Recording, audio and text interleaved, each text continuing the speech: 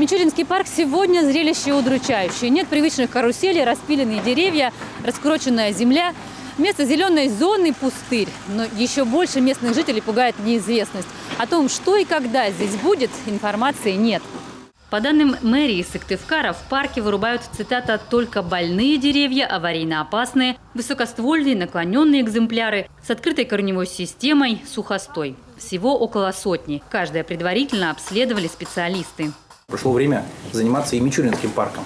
Потому что, может быть, как бы не хотелось этот момент оттянуть, делать его надо. Потому что его состояние в данный момент не выдерживает определенной критики. И, соответственно, надо его привести в порядок. Но с таким мнением явно согласны не все. Любовь Алексеевна живет в районе Мичуринского парка не первый десяток лет. Говорит, помнит каждое деревце. А новые, если и будут, вырастут через много лет, если никто не сломает. А вы хотите сказать, что это больная береза?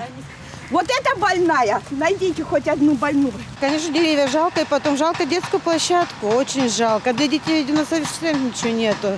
Рубить или нет, решать, конечно, специалистам. Экологи на этот вопрос, например, отвечают нестандартно. Большинство деревьев действительно поражены корневыми губками. Разрушены трутовиками, корневая система подгнила.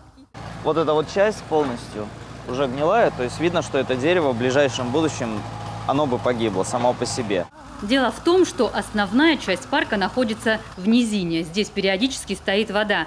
Сырости есть причина заболеваний флоры. Когда парк был молодой, это было не так заметно. Да и мало кто помнит, что здесь был пруд. Поэтому нельзя сказать, что советские архитекторы ошибались.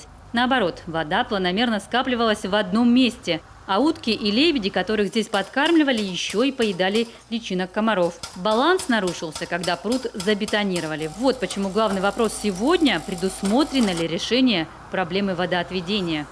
То есть вот эта площадка, которая подведена сейчас, да, внизу будет дренажная система, правильно? Да, конечно, будем осушать тут все и делать. А вывод куда будет? Вывод у нас к сетям будет, у нас есть проект, чертежи. Только в случае технологически правильно выполненных работ вновь посаженные растения будут жить и развиваться не 100 лет. Но вот экологи предлагают опять же вернуться к прошлому. Здесь я считаю, что на территории Мичуринского парка, в частности здесь самый низ, нужно было устроить пруд. Именно большой пруд с технологической точки зрения грамотный, чтобы решетка внизу лежала. Если, допустим, кто-то упадет, чтобы не утонул. Это в любом случае технологические вещи. И вокруг обсажен теми деревьями, которые являются диким испарителем воды. То есть, те же самые ивы, те же самые шаровидные ивы, которые здесь растут очень хорошо. Обустроенный водоем стал бы и украшением зоны отдыха. На это уже у жителей свой аргумент. Смотреть на проблему нужно еще шире. Мы здесь в доме живем уже много лет. И когда здесь происходит весна или сточные воды, или когда дожди, здесь невозможно дышать канализацией.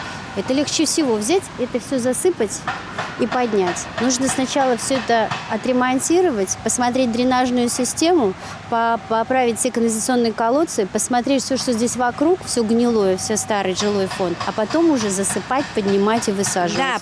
В этом году, по информации мэрии, в планах, кроме рекультивации, организации освещения, мол, будет очень красиво, расширение и укладка асфальтовых дорожек, установка скамеек, детской площадки. Успеют ли, переживают жители? Работы начались только в сентябре. Потенциал лета не использован. Ольга Коняева, Дмитрий Ведерников, телеканал Юрган, Сыктывкар.